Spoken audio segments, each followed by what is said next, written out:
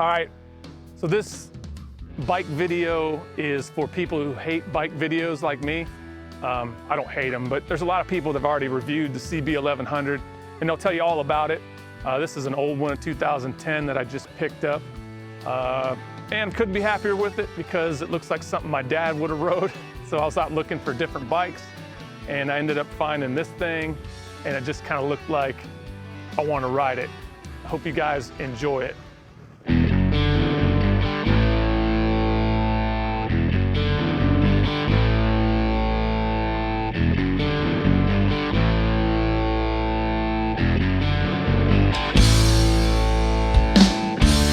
I know things don't seem the same since you went away. So much time's gone by, but sometimes I feel like dying. But you never gave up, never said you had enough.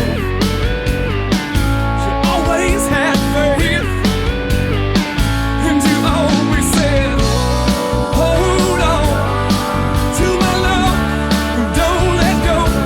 You'll never be alone. No matter how far you go, you better hold on to my love, and don't let go. You'll never be alone. As long as you have my love. For me, this motorcycle is kind of like crawling back in time because, you know, as a little kid growing up, I saw a CB750 and was like, I don't know what that is, but I want one. In today's world, this motorcycle isn't going to blow anybody away by its performance because there's 600s that will absolutely, you know, outperform it in every category. But that's not the point of owning a motorcycle like this. People who would buy this, you know, aren't looking to go 200 miles an hour. Hold on to my love, don't let go. You'll never be alone. No matter how far you go, you better hold on to my love, don't let go. You'll never be alone. As long as you have my love.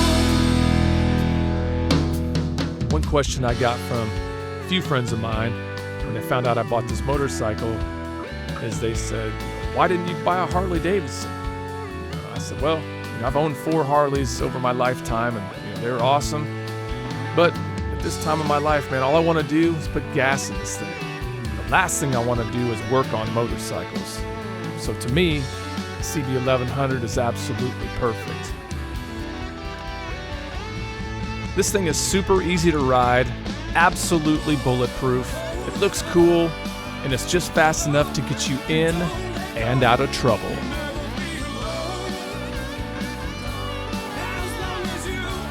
Is this motorcycle for everybody? Probably not. And that's exactly why I bought it.